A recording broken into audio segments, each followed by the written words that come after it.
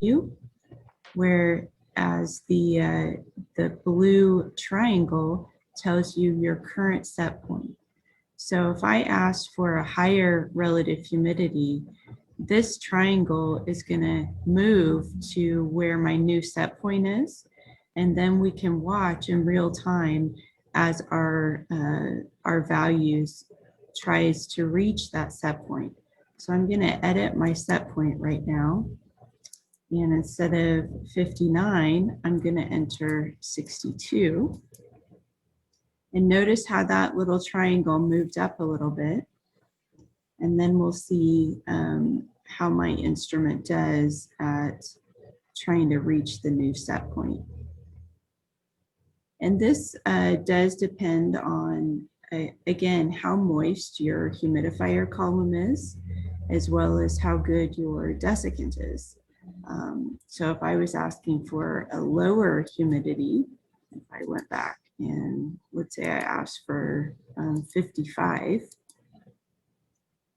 you're going to see in real time how the system adjusts the flow of air through the humidifier and the desiccant. And notice, because I'm asking for a little bit lower set point than where my current conditions are, notice how my flow through my desiccant is increasing, whereas my humidifier is still at 100%. Now your instrument might be moving slightly different. Again, it all depends on what your current leaf environment is, what your current room conditions are, and then the condition of your humidifier and your desiccant columns. So as Elizabeth talked about yesterday, you can also control, instead of controlling based on relative humidity, it's probably more common to control your humidity based on your vapor pressure deficit of the leaf. And normally we set that between 1 and 1.5, depending on your species and how the leaf reacts to the environment in the chamber. For now, we'll go ahead and keep it at 55%. And as we go to talk about specific experiments, we'll give you recommendations for how we would set up the instrument. Okay, the next environmental control parameter we want to talk about is CO2 control. And again, you can turn it on and off using that radio button. And the CO2 control is based on your soda lime, as well as that pure CO2 cylinder that we installed earlier today. And the system will balance those to try to achieve the set point we're asking for. Similar to water, we have a couple of options for controlling CO2. We can either control the reference, which I'm currently doing right now, which is basically controlling how much CO2 is going into the chamber, or we could control the CO2 sample, which is more reflective of what's actually in the chamber with a leaf that is absorbing, taking up some of that CO2. Again, we have different recommendations for which one we'd recommend using, reference or sample, based on the experiment that you're using. Typically though, you would operate near ambient CO2 unless you are doing a CO2 response curve, in which case you'll go anywhere from 0 up to maybe even 1100 ppm CO2. Ambient has been going up, as you all know, each year. There's an observatory that the National Oceanic and Atmospheric Administration has been maintaining for many, many years.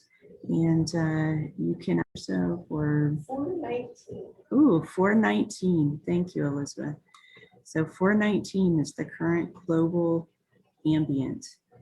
Now, does that mean it's going to be 419 if I walk out here and open up my chamber standing right next to a road? Probably not. So ambient will vary a little bit based on where you're taking measurements. So if you're in the middle of a city, you have lots of cars, lots of industry, you may find your local CO2 concentration is maybe much higher than 419. If you are in the middle of a rural agricultural area where there aren't any roads nearby, and you have a field that is actively growing, taking up CO2, you may actually find your local ambient is much lower than 419 because you have so many plants that are taking up CO2. It also depends on the time of day. You know, if you go out in the middle of the night in a rural area, there could be a lot of respiration from the soil. And so you might see your local ambient will change depending on the time of day. So those are things to keep in mind. But you can actually use your instrument to do a check of what your ambient is. If you just go and open your cuvette, and kind of make sure you're not breathing by it, but kind of hold it away from you and let the room air go into it, and you'll actually see it settle down. So you can see here in this room, the ambient is about 476. So with 3 of us in here breathing, the air conditioning system is not really running very much today.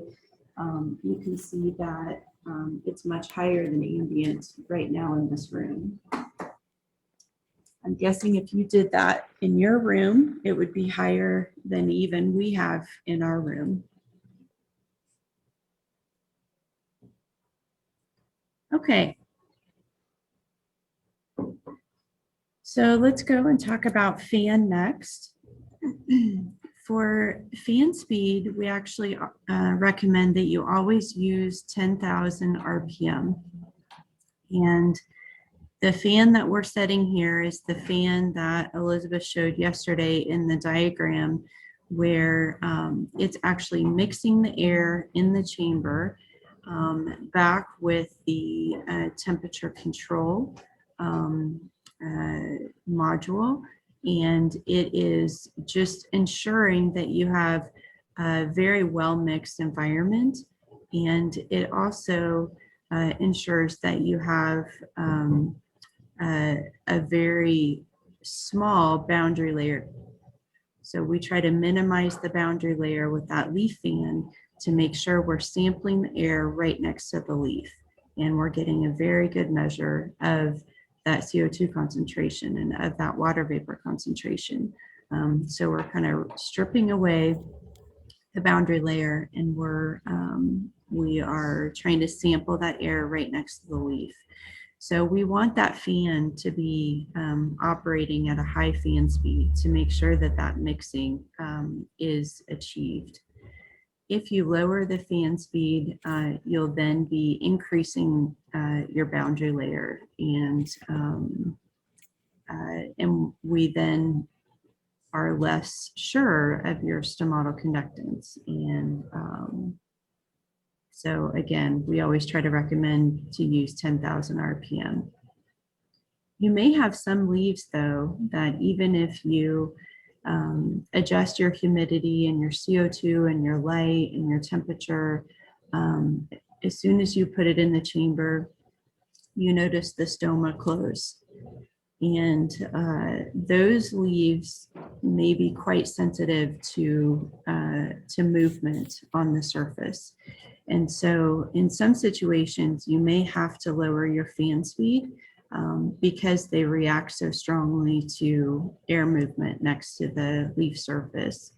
I know leaves that are grown, and so they tend to be quite sensitive when you put them in the chamber.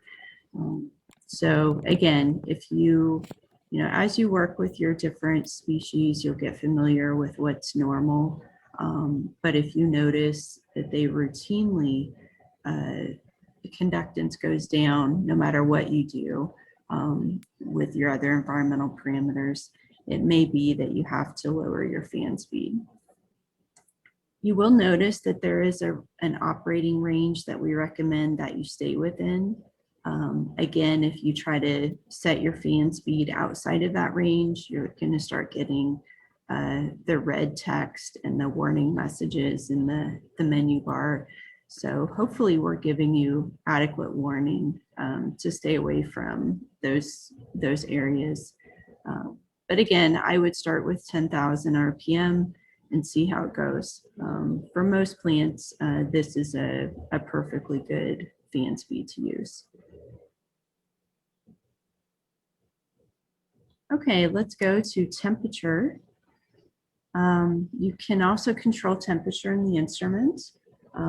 There's a temperature control module in the sensor head, and that temperature control module is a Peltier device, which means that if you run current in one direction, it will heat.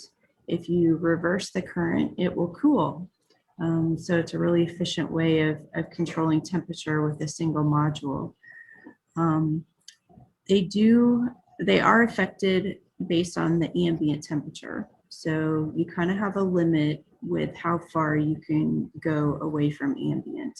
And in this instrument, you have about a 10 degree, either above or below ambient range that you can go. So right now in my chamber, it looks like I'm at about 30 degrees for my leaf temperature. I could probably take it up to 40 and down to 20, but I couldn't reach temperature set points any wider than that range. It is possible to expand the range by changing your ambient. Again, we have some additional tech tips that you can consult if that's a situation you find yourself in. But usually plus or minus 10 degrees is adequate for most environments that you're working with. The goal with temperature control is that you're able to maintain an ambient temperature throughout the day. So if you go out early morning and you're taking measurements and you're also going to take measurements later in the day, hopefully you can choose a median temperature and be able to maintain that temperature throughout the day so that the change that you're measuring in photosynthesis and transpiration, conductance, that change is only due to whatever other environment, maybe time of day that you're trying to measure rather than due to a temperature change. The other thing to keep in mind is that this system does heat up. So if you leave the instrument in direct sun, it will heat up the instrument. And so the instrument itself could be a couple of degrees warmer than ambient. And so temperature control is a nice way of making sure that the environment where the leaf is always kept either at ambient or, again, at some median temperature. You can see that there are several options for temperature.